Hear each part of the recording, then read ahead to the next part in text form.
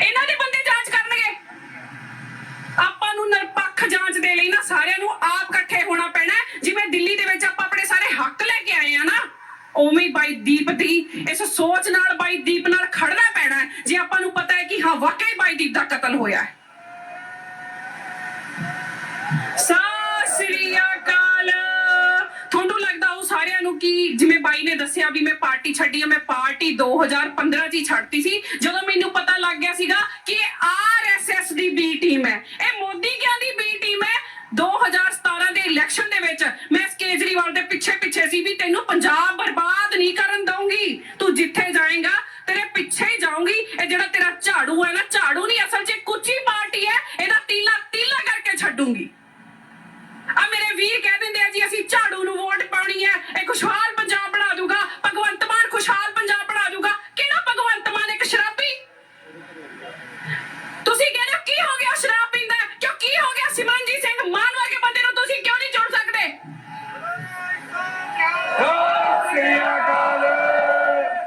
ਮੈਨੂੰ ਇੱਕ ਗੱਲ ਦੱਸੋ, ਕੀ ਸਰਦਾਰ ਸਿਮਰਨਜੀਤ ਸਿੰਘ ਮਾਨ ਨੇ ਅੱਜ ਤੱਕ ਕੋਈ ਪਾਰਟੀ ਬਦਲੀ ਹੈ? ਬਦਲੀ ਹੈ? ਉੱਚੀ ਬੋਲੋ ਫਿਰ। ਬਦਲੀ ਹੈ? ਨਹੀਂ ਬਦਲੀ। ਕੋਈ ਦਲ ਬਦਲਿਆ? ਆਪਣੇ ਹੱਕਾਂ ਲਈ ਖੜੇ ਨੇ ਤੇ ਫਿਰ ਤੁਹਾਡੀ ਕੌਮ ਨੂੰ ਕੀ ਹੋ ਗਿਆ? ਤੁਸੀਂ ਕਿਉਂ ਨਹੀਂ ਉਹਦੇ ਨਾਲ ਖੜਦੇ? ਸਰਦਾਰ ਸਿਮਰਨਜੀਤ ਸਿੰਘ ਮਾਨ ਸੱਚੀ ਕਹਿੰਦੇ ਨੇ, ਮੈਂ ਨਹੀਂ ਹਾਰਦਾ, ਮੈਨੂੰ ਮੇਰੀ ਕੌਮ ਹਰਾਉਂਦੀ ਆ। ਆਪਾਂ ਸਾਰੇ ਗਦਾਰ ਆ, ਆਪਾਂ ਹਰਾਉਣੇ ਆ ਉਹਨਾਂ ਨੂੰ। ਬਾਪੂ ਜੀ ਜਦੋਂ ਜ਼ਮੀਨਾਂ ਦੀ ਗੱਲ ਆਈ ਸੀਗੀ ਉਦੋਂ ਤੁਸੀਂ ਸਾਰੇ ਕਹਿੰਦੇ ਸੀ ਵੀ ਜਵਾਨੋ ਧੀਓ ਮੂਹਰੇ ਲੱਗੋ, ਸਾਡੀਆਂ ਜ਼ਮੀਨਾਂ ਖੋਹ ਲੈਣੀਆਂ ਨੇ, ਅਸੀਂ ਤੁਹਾਡੇ ਮਗਰ ਆ। ਅੱਜ ਅਸੀਂ ਤੁਹਾਨੂੰ ਕਹਿੰਦੇ ਆ ਤੱਕੜੀ ਪੰਜਾ ਝਾੜੂ ਛੱਡੋ, ਸਾਡੇ ਨਾਲ ਲੱਗੋ। ਅਸੀਂ ਸਰਦਾਰ ਸਿਮਰਨਜੀਤ ਸਿੰਘ ਮਾਨ ਨੂੰ ਜਿਤਾਉਣੇ ਆ, ਆਪਦੇ ਹੱਕਾਂ ਲਈ ਅਸੀਂ ਬੈਠਦੇ ਆ। ਜਿਹੜੇ ਕਹਿੰਦੇ ਆ ਨਾ ਕੇਜਰੀਵਾਲ ਬੜਾ ਕਿਸਾਨਾਂ ਦਾ ਹਮਾਇਤੀ ਆ, 26 ਜਨਵਰੀ ਨੂੰ ਲਾਲ ਕਿਲੇ ਤੇ ਸਾਡੇ ਪੁੱਤਾਂ ਤੇ ਜਿਨ੍ਹਾਂ ਨੂੰ ਗਦਾਰ ਕਿਹਾ ਗਿਆ ਸੀ, ਅੱਤਵਾਦੀ ਕਿਹਾ ਗਿਆ ਸੀ, ਜਦ ਉਹਨਾਂ ਤੇ ਪਰਚੇ ਹੋਏ ਸੀ ਨਾ, ਆ ਬਾਕੀ ਤਾਂ ਸਾਰੇ ਮਰੇ ਹੋਏ ਆ। ਇਹ ਦਿੱਲੀ 'ਚ ਬੈਠਾ ਸੀ, ਕੌਣ ਸਹਿ ਲੈਣ ਗਿਆ? ਅੱਜ ਤੱਕ ਕੋਈ ਕੇਜਰੀਵਾਲ ਆਪਣੇ ਬੱਚਿਆਂ ਤੱਕ ਪਹੁੰਚਿਆ? ਦੱਸੋ ਪਹੁੰਚਿਆ? ਜ਼ਮਾਨਤ ਤਾਂ ਬੜੀ ਦੂਰ ਦੀ ਗੱਲ ਆ। ਉਹ ਇੰਨਾ ਵੀ ਨਹੀਂ ਪੁੱਛਣ ਗਿਆ ਕਿ ਜਿਹੜੇ ਟਰੈਕਟਰ ਟਰਾਲੀਆਂ ਫਸੇ ਆ, ਮੈਂ ਘੱਟੋ ਘੱਟ ਉਹਨਾਂ ਪਰਿਵਾਰਾਂ ਨੂੰ ਹੀ ਮਿਲਣਾ ਜਾ ਕੇ। ਉਹ ਤਾਂ ਦਿੱਲੀ 'ਚ ਹੀ ਬੈਠਾ ਸੀ ਨਾ। ਖੁਸ਼ਹਾਲ ਪੰਜਾਬ ਬਣਾਊਗਾ ਭਗਵੰਤ ਮਾਨ ਸ਼ਰਾਬੀ, ਉਹ ਜਿਹਦੇ ਤੋਂ ਆਪਦਾ ਘਰ ਨਹੀਂ ਸਾਂਭਿਆ ਗਿਆ, ਆਪਦਾ ਫੁੱਲ ਵਰਗਾ ਬੱਚਾ ਨਹੀਂ ਸਾਂਭਿਆ ਗਿਆ, ਆਪਦੀ ਘਰ ਵਾਲੀ ਨਹੀਂ ਸਾਂਭੀ ਗਈ, ਤਲਾਕ ਦੇ ਤੋਂ ਤੁਹਾਡੇ ਬੱਚਿਆਂ ਨੂੰ ਕਿੱਥੇ ਸਾਂਭ ਲੂਗਾ? ਇਹ ਛੋਟੀ ਗੱਲ ਨਹੀਂ। ਗੁਰੂ ਸਾਹਿਬ ਨੇ ਸਾਨੂੰ ਕਿਹਾ ਕਿ ਗ੍ਰਸਤੀ ਵਿੱਚ ਰਹੋ, ਤੇ ਜਿਹੜੇ ਬੰਦੇ ਤੋਂ ਆਪਦੀ ਗ੍ਰਸਤੀ ਨਹੀਂ ਸਾਂਭੀ ਗਈ ਉਹ ਤੁਸੀਂ ਕਹਿੰਦੇ ਹੋ ਵੀ ਤੁਹਾਡਾ ਪੰਜਾਬ ਸਾਂਭ ਲੂਗਾ, ਤੁਹਾਡੇ ਪੁੱਤ ਸਾਂਭ ਲੂਗਾ? ਨਹੀਂ ਸਾਂਭ ਸਕਦਾ। ਆ ਮੈਂ ਤੁਹਾਨੂੰ ਦਿਖਾਉਣੀ ਆ, ਤੁਹਾਨੂੰ ਲੱਗਦਾ ਕਿ ਉਹੀ ਕਹੀ ਜਾਂਦੇ ਨੇ। ਕਹਿੰਦੇ ਵੀ अपनी ही स्टेज पर 5 बार लड़खड़ा कर गिरे भगवंत मान शराब के नशे में। अपनी ही स्टेज पर आ जेड़ा अपनी स्टेज नहीं सांभ सकदा, तुसी कहने हो थोड़ा पंजाब सांभ लू। आ पग्गा बन्नी फिरदे, आपां गातरे पाई फिरदे, आपां कहने असीं शराबी जिताउणा, नहीं जिताउणा असीं शराबी। असीं जितावांगे सिੱਖੀ ਵੱਲ ਨੂੰ, ਸਾਡੇ ਨੌਜਵਾਨਾਂ ਨੂੰ ਸਹੀ ਸੇਧ ਦੇਣ ਵਾਲੇ ਬੰਦੇ ਨੂੰ। ਸਤਿ ਸ੍ਰੀ ਅਕਾਲ। ਬਾਦਲ ਕਿਆ ਨੇ ਚਿੱਟੇ ਤੇ ਲਾਤੇ ਸਾਡੇ ਪੁੱਤ, ਆ ਕਾਂਗਰਸੀਆਂ ਨੇ ਚਿੱਟੇ ਤੇ ਲਾਤੇ ਸਾਡੇ ਪੁੱਤ, ਨਸ਼ੇ ਤੇ ਲਾਤੇ ਸਾਡੇ ਪੁੱਤ। ਪਰ ਕੇਜਰੀਵਾਲ ਵੀ ਘੱਟ ਨਹੀਂ ਹੈਗਾ, ਉਹਦੀ ਵੀ ਕਰਤੂਤ ਤੁਹਾਨੂੰ ਮੈਂ ਦੱਸ ਦਿੰਨੀ ਆ। कहते जी महिलाओं के लिए दिल्ली में खोली जाएंगी वाइन शॉप। बापू जी वाइन शॉप मतलब शराब ਦੀਆਂ ਦੁਕਾਨਾਂ, ਇੱਕ ਦੀ ਨਹੀਂ 300 ਬੁੜੀਆਂ ਵਾਸਤੇ 300 ਦੁਕਾਨਾਂ ਖੋਲੀਆਂ ਜਾਣਗੀਆਂ ਹੁਣ ਦਿੱਲੀ ਦੇ ਵਿੱਚ ਤਾਂ ਖੁੱਲ ਗਈਆਂ। ਕਹਿੰਦਾ ਨਾ ਵੀ ਮੈਂ ਦਿੱਲੀ ਵਰਗਾ ਮਾਡਲ ਬਣਾ ਦੇਣਾ ਪੰਜਾਬ ਨੂੰ। ਫਿਰ ਪੰਜਾਬ 'ਚ ਬੀਬੀਆਂ ਵਾਸਤੇ ਆ ਸ਼ਰਾਬੀ ਭਗਵੰਤ ਮਾਨ ਨੂੰ ਲਿਆ ਕੇ ਸ਼ਰਾਬ ਦੀਆਂ ਦੁਕਾਨਾਂ ਖੋਲੂਗਾ। ਮਾਓ ਆ ਤੁਹਾਡੀਆਂ ਕੁੜੀਆਂ ਪੜਨ ਜਾਂਦੀਆਂ ਨੇ ਚੰਡੀਗੜ੍ਹ, ਤੁਹਾਡੀਆਂ ਕੁੜੀਆਂ ਪੜਨ ਜਾਂਦੀਆਂ ਨੇ ਸ਼ਹਿਰਾਂ 'ਚ, ਕਿ ਤੁਸੀਂ ਚਾਹੁੰਦੀਆਂ ਕਿ ਸ਼ਰਾਬ ਪੀਣ? ਆਪਾਂ ਤਾਂ ਆਪਣੇ ਪੁੱਤਾਂ ਤੋਂ ਪਹਿਲਾਂ ਹੀ ਖਰਾਬ ਹੋਏ ਪਏ, ਸਾਡੇ ਪੁੱਤ ਨਸ਼ੇ ਤੇ ਲਾਤੇ। ਜੇ ਸਾਡੀਆਂ ਧੀਆਂ ਵੀ ਸਾਹਮਣੇ ਬਹਿ ਕੇ ਸ਼ਰਾਬ ਪੀਣ ਲੱਗ ਗਿਆ, ਕਹਿਣਗੇ ਸਾਡਾ ਤਾਂ ਸੀਐਮ ਭਗਵੰਤ ਮਾਨ ਆ, ਅਸੀਂ ਤਾਂ ਐਡਵਾਂਸ ਸੋਚ ਵਾਲੇ, ਕਿ ਤੁਸੀਂ ਚਾਹੁੰਦੀਆਂ ਚੁੰਨੀਆਂ ਨੂੰ ਹੱਥ ਪਾਉਣ ਲੱਗੇ ਤੇ ਪੱਗਾਂ ਨੂੰ ਵੀ ਹੱਥ ਪਾ ਲਿਆ। ਇਹ ਹੁਣ ਤੁਸੀਂ ਸੋਚਣਾ ਹੈ ਵੀ ਆਪਾਂ ਕਿੱਧਰ ਨੂੰ ਜਾਣਾ ਹੈ। ਜੇ ਤਾਂ ਜਾਗਦੀਆਂ ਜ਼ਮੀਰਾਂ ਵਾਲੇ ਹੋ ਨਾ, ਫਿਰ ਤਾਂ ਇਮਾਨ ਵੀਰ ਜੀ ਦਾ ਤੇ ਸਰਦਾਰ ਸਿਮਰਨਜੀਤ ਸਿੰਘ ਮਾਨ ਦਾ ਦੋਗੇ ਸਾਥ। ਤੇ ਜੇ ਧੀਆਂ ਭੈਣਾਂ ਦੀਆਂ ਇੱਜ਼ਤਾਂ ਦੇ ਮੁੱਲ ਲਾਉਣੇ ਨੇ, ਫਿਰ ਆ ਝਾੜੂ ਵਾਲੇ ਲਿਆਓ। ਆ ਬਾਦਲ ਕੇ ਤਾਂ ਮਰੇ ਹੋਏ ਆ, ਪੰਜੇ ਵਾਲੇ ਵੀ ਮਰੇ ਹੋਏ ਆ। ਮੈਂ ਤਾਂ ਮਰਦ ਸਮਝਦੀ ਨਹੀਂ, ਇਹ ਸਹੀ ਗਦਾਰ ਤਾਂ ਇਹਨੇ ਸਾਡੇ ਪੁੱਤ ਮਰਵਾਉਣ ਦੇ ਵਿੱਚ ਜ਼ਿੰਮੇਵਾਰ ਤਾਂ ਇਹਨੇ। ਕੱਲਾ ਸਿਰ ਨਾ ਲਾਇਓ, ਇਹ ਜਾ ਕੇ ਅਮਲ ਵੀ ਕਰਿਓ ਇਹਨਾਂ ਚੀਜ਼ਾਂ ਤੇ। ਕਹਿੰਦੇ ਜੀ 84 84 ਦਾ ਹਮਾਇਤੀ ਬਣਿਆ ਸੀ ਕੇਜਰੀਵਾਲ। ਮੈਂ ਵੀ ਸੁਣਦੀ ਹੁੰਦੀ ਸੀ ਕਿਉਂਕਿ ਮੈਂ ਵੀ ਇਸ ਪਾਰਟੀ ਸੀ ਨਾ। ਕਹਿੰਦੇ ਜੀ ਸਿੱਟ ਬਣਾਤੀ ਸਿੱਖਾਂ ਦੇ ਪਰਿਵਾਰਾਂ ਦੇ ਲਈ, ਆਫਿਸ ਬਣਾਤਾ। ਸਰਦਾਰ ਫੁਲਕਾ ਜੀ ਵੀ ਕਹਿੰਦੇ ਹੁੰਦੇ ਸੀ। ਉਹ ਦਫ਼ਤਰ ਦਾ ਸਾਨੂੰ ਤਾਂ ਪਤਾ ਨਹੀਂ, ਹਾਂ ਪਰ ਇੰਨਾ ਜ਼ਰੂਰ ਪਤਾ ਲੱਗਾ ਕਿ ਸਿੱਖਾਂ ਦੇ ਹਥਿਆਰੇ ਟਾਈਟਲਰ ਦੇ ਨਾਲ ਹੱਥ ਜ਼ਰੂਰ ਮਿਲਾਉਂਦਾ ਹੈ ਕੇਜਰੀਵਾਲ, ਉਹ ਵੀ ਹੱਸ ਕੇ ਵੀ ਹਾਂ ਕੋਈ ਗੱਲ ਨਹੀਂ, ਆ ਜਿਹੜੇ ਸਿੱਖ ਨੇ ਇਹਨਾਂ ਨੂੰ ਬੇਵਕੂਫ ਬਣਾਉਣ ਚ ਤੇ ਇਹਨਾਂ ਦਾ ਪੈਸਾ ਇਕੱਠਾ ਕਰਨ ਚ ਮੈਂ ਕੋਈ ਕਸਰ ਨਹੀਂ ਛੱਡੂੰਗਾ। ਆਹੀ ਟਾਈਟਲਰ ਦੇ ਨਾਲ ਹੱਥ ਮਿਲਾਉਂਦਾ। ਪਰ ਸਾਨੂੰ 84 ਸਿਰਫ ਜੂਨ ਦੀਆਂ 2 ਤਰੀਕਾਂ ਨੂੰ ਯਾਦ ਆਉਂਦੀ ਆ। ਉਦੋਂ ਹਰ ਇੱਕ ਦੇ WhatsApp ਤੇ ਡੀਪੀ ਹੁੰਦੀ ਆ, ਅਸੀਂ ਭੁੱਲ ਜਾਂਦੇ ਆ। ਫਿਰ ਪਤਾ ਨਹੀਂ ਅਸੀਂ ਸਾਡੇ DNA ਚ ਗਦਾਰੀ ਹੋ ਗਈ, ਪਤਾ ਨਹੀਂ ਇਹਨਾਂ ਨੇ ਸਾਡੇ ਚ ਭਰ ਕੀ ਦਿੱਤਾ, ਅਸੀਂ ਤੁਰ ਕਿੱਧਰ ਨੂੰ ਪਏ। ਔਰ ਟੌਰ ਨਾਲ ਕੁੜਤੇ ਪਜਾਮੇ ਪਾਉਣ ਵਾਲੇ, ਪੱਗਾਂ ਬੰਨਣ ਵਾਲੇ, ਕੀ ਸਿਰ ਤੇ ਟੋਪੀਆਂ ਲੈ ਕੇ ਚੰਗੇ ਲੱਗਦੇ ਆਪਾਂ, ਝਾੜੂ ਚੱਕਦੇ ਆਪਾਂ ਚੰਗੇ ਲੱਗਦੇ ਆ। ਗੁਰੂ ਨੇ ਬਖਸ਼ੀ ਆਪਾਂ ਨੂੰ ਤਲਵਾਰ, ਗੁਰੂ ਨੇ ਬਖਸ਼ੀ ਆਪਾਂ ਨੂੰ ਤਲਵਾਰ ਤੇ ਆਪਾਂ ਝਾੜੂ ਲਈ ਫਿਰਦੇ ਆ ਵੀ ਹਾਂ ਅਸੀਂ ਤਾਂ ਗਧੇ ਆ ਜੀ, ਕੋਈ ਗੱਲ ਨਹੀਂ ਬਣਾ ਲਓ, ਸਾਨੂੰ ਤਾਂ ਹਰ ਕੋਈ ਗਧੇ ਬਣਾਉਂਦਾ। ਆ ਬੁੱਕਦੇ ਗਏ ਸੀ ਨਾ ਨਿਸ਼ਾਨ ਸਾਹਿਬ ਲਾ ਕੇ, ਮੈਂ ਹਰ ਪਿੰਡ 'ਚ ਕਹਿੰਦੀ ਹੁੰਦੀ ਸੀ ਨਾ ਤੱਕੜੀ ਨਾ ਝਾੜੂ ਨਾ ਪੰਜੇ ਦੇ, ਨਾ ਤੱਕੜੀ ਨਾ ਝਾੜੂ ਨਾ ਪੰਜੇ ਦੇ। ਇੱਕ ਫੈਨ ਹਾਂ ਸਰਦਾਰ ਸਿਮਰਨਜੀਤ ਸਿੰਘ ਮਾਨ ਦੇ ਤੇ ਦੂਜੇ ਕੇਸਰੀ ਨਿਸ਼ਾਨ ਝੰਡੇ ਦੇ। ਸਤਿ ਸ੍ਰੀ ਅਕਾਲ। ਤੱਕੜੀ ਵਾਲਾ ਲਾ ਕੇ ਚਲੇ ਜਾਂਦੇ ਨਿਸ਼ਾਨ, ਠੋਕ ਕੇ ਤੱਕੜੀ ਪੰਜੇ ਜਾਂ ਝਾੜੂ ਵਾਲਿਆਂ ਦਾ ਨਿਸ਼ਾਨ ਲਾ ਕੇ ਚਲੇ ਜਾਂਦੇ। ਤੁਹਾਨੂੰ ਤੁਹਾਡੇ ਹੱਕ ਨਹੀਂ ਮਿਲਣੇ ਸੀ, ਹੱਕ ਸਿਰਫ ਆ ਨਿਸ਼ਾਨ ਸਾਹਿਬ ਕਰਕੇ ਆਪਾਂ ਨੂੰ ਮਿਲੇ, ਸਿਰਫ ਨਿਸ਼ਾਨ ਸਾਹਿਬ ਕਰਕੇ। ਕਿਉਂਕਿ ਤੁਹਾਨੂੰ ਜ਼ਮੀਨਾਂ ਦੇਣ ਵਾਲੇ ਵੀ ਬਾਬਾ ਬੰਦਾ ਸਿੰਘ ਬਹਾਦਰ ਸੀ, ਇਹੀ ਨਿਸ਼ਾਨ ਸਾਹਿਬ ਜੀ ਸੀ। ਇਹ ਤਾਂ ਤੁਹਾਡੀਆਂ ਜ਼ਮੀਨਾਂ ਖੋਣ ਆਏ ਨੇ। ਸਾਰੇ ਕਹਿੰਦੇ ਆ ਜੀ ਬਹੁਤ ਇੱਜ਼ਤ ਕਰਦੀ ਆ ਆਮ ਆਦਮੀ ਪਾਰਟੀ। ਆ ਕੇਜਰੀਵਾਲ, ਆ ਸਾਰੇ ਮੇਰੇ ਵੀਰਾਂ ਦੇ ਕੋਲ ਇੰਸਟਾ, ਫੇਸਬੁੱਕ, WhatsApp ਸਾਰਿਆਂ ਕੋਲ ਹੈਗਾ। ਇੱਕ ਬੱਚੀ 15 ਦਿਨ ਪੁਰਾਣੀ ਨਿਊਜ਼ ਆ ਭੈਣੇ, ਇੱਕ ਬੱਚੀ ਜਿਹਦੇ ਬਾਲ ਕੱਟੇ ਗਏ, ਜਿਹਦਾ ਮੂੰਹ ਕਾਲਾ ਕੀਤਾ ਗਿਆ, ਜਿਹਦਾ ਬਲਾਤਕਾਰ ਹੋਇਆ, ਉਸ ਬੱਚੀ ਦਾ ਕਸੂਰ ਕੀ ਸੀ?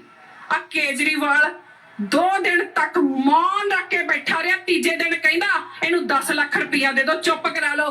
ਉਹ ਆਪਣੀ ਧੀਆਂ ਦੀ ਇੱਜ਼ਤ ਸਿਰਫ 10 ਲੱਖ ਰੁਪਇਆ ਹੀ ਰਹਿ ਗਈ। ਐਡੀ ਜ਼ਮੀਨ ਮਰ ਗਈ ਆਪਣੀ ਕਿ ਆਪਾਂ ਇਹਨਾਂ ਨੂੰ ਲੈ ਆਵਾਂਗੇ।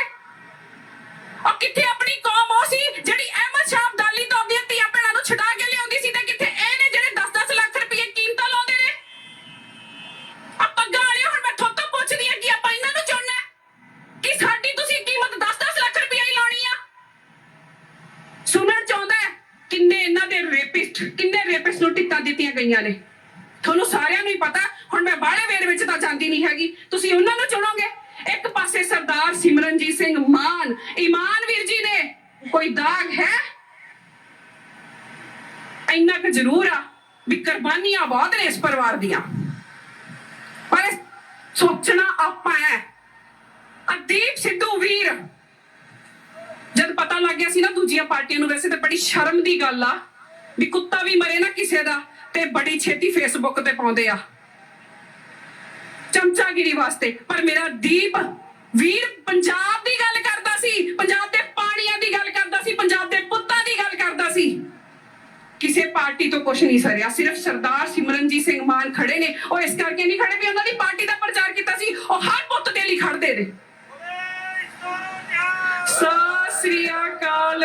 ਸਿਰਫ ਸਰਦਾਰ ਸਿਮਰਨਜੀਤ ਸਿੰਘ ਮਾਨ ਖੜੇ ਸੀ। ਕਿਸੇ ਪਾਰਟੀ ਵੱਲੋਂ ਕੁਛ ਨਾ ਹੋਣਾ ਕਿੱਡੀ ਸ਼ਰਮ ਦੀ ਗੱਲ ਆ। ਕਿਸੇ ਇੱਕ ਅਦਾਕਾਰ ਹੋਣ ਦੇ ਨਾਤੇ, ਇੱਕ ਅਦਾਕਾਰ ਹੋਣ ਦੇ ਨਾਤੇ ਹੀ ਕੋਈ ਕੁਛ ਲਿਖ ਦਿੰਦਾ 2 ਸ਼ਬਦ। ਕੀ ਮਾੜਾ ਕੀਤਾ ਮੇਰੇ ਵੀਰਦੀਪ ਨੇ? ਉਸ ਕੁੰਡਲੀ ਬਾਰਡਰ ਤੇ ਵੀਰਦੀਪ ਨੂੰ ਗਦਾਰ ਕਿਹਾ ਗਿਆ। ਉਸ ਕੁੰਡਲੀ ਬਾਰਡਰ ਤੇ ਸਰਕਾਰੀ ਚਮਚਿਆਂ ਵੱਲੋਂ ਵੀਰਦੀਪ ਦਾ ਸਮਾਜਿਕ ਬਾਈਕਾਟ ਕੀਤਾ ਗਿਆ। ਉਸ ਕੁੰਡਲੀ ਬਾਰਡਰ ਤੇ ਹੀ ਮੇਰਾ ਭਾਈ ਦੀਪ ਵਿਚਾਰਾ ਸਦਾ ਲਈ ਸ਼ਹੀਦ ਹੋ ਗਿਆ, ਸਾਨੂੰ ਆਪਣਾ ਆਪ ਸਮਰਪਿਤ ਕਰ ਗਿਆ। ਦੀਪ ਸਿੱਧੂ ਤੇਰੀ ਸੋਚ ਤੇ ਪੈਰਾਂ ਦੇ ਅੱਗੇ ਠੋਕ ਕੇ, ਪਰ ਕਿੰਨਾ ਲਈ? ਕਿ ਉਹਦਾ ਜੀ ਨਹੀਂ ਕਰਦਾ ਸੀ ਕਿ ਉਹ ਚਾਹੁੰਦਾ। ਪਰ ਮੈਂ ਫਿਰ ਵੀ ਨਾ ਆ ਬਾਂਦਰਾਂ ਨੂੰ, ਮੈਂ ਬਾਂਦਰ ਕਹੂੰਗੀ ਇਹਨਾਂ ਨੂੰ, ਇੱਕ ਮਦਾਰੀ ਆ ਮੋਦੀ ਤੇ ਸਾਰੇ ਉਹਦੇ ਆ ਬਾਂਦਰ। ਆਸੇ ਪਾਸੇ ਡੁਗਡੁਗੀ ਵਜਾਉਂਦਾ, ਉਹ ਨੱਚਦੇ ਫਿਰਦੇ ਆ, ਸਾਰੇ ਦੇ ਸਾਰੇ ਸ਼ਾਮ ਨੂੰ ਉੱਥੇ ਇਕੱਠੇ ਹੁੰਦੇ ਆ। ਉਹ ਪਲਾਨ ਕਰਦਾ ਕਿ ਕਿਵੇਂ ਆਉਣਾ। ਤੁਸੀਂ ਝਾੜੂ ਕਰਦੀ ਹੋ ਨਾ, ਮੈਂ ਕਹਿੰਦੀ ਆ ਵੀ ਇਹ ਝਾੜੂ ਬੀਜੇਪੀ ਨੂੰ ਲਿਆਉਣ ਦੇ ਲਈ ਇੱਥੇ ਆਇਆ। ਇਹ RSS ਦੀ B ਟੀਮ ਆ, ਮੈਂ ਕਹਿੰਦੀ ਆ ਇਹ ਗੱਲ, ਕਿਉਂਕਿ ਇਹਨਾਂ ਦੇ ਵਿੱਚ ਰਹਿ ਕੇ ਇਹਨਾਂ ਦੀਆਂ ਨੀਤੀਆਂ ਦਾ ਪਤਾ ਹੈ। 4 ਸਿੱਖ MLA ਜਿੱਤੇ ਸੀਗੇ ਆਪਣੇ 4। ਜਦ ਇਹਦਾ ਪਹਿਲਾ ਇਲੈਕਸ਼ਨ ਹੋਇਆ ਕਿਸੇ ਨੂੰ ਕੈਬਨਿਟ ਨਹੀਂ ਦਿੱਤੀ। ਇੱਥੋਂ ਹੀ ਪਤਾ ਲੱਗਦਾ ਵੀ ਇਹ ਸਿੱਖ ਵਿਰੋਧੀ ਆ। ਦਿੱਲੀ ਦੇ ਬਿਹਾਰੀ ਬਾਬੂ, ਟੋਪੀਆਂ ਵਾਲੇ ਬਾਬੂ ਸਾਡੇ ਤੇ ਲਾ ਦਿੱਤੇ ਜਾਂਦੇ ਨੇ। ਕੀ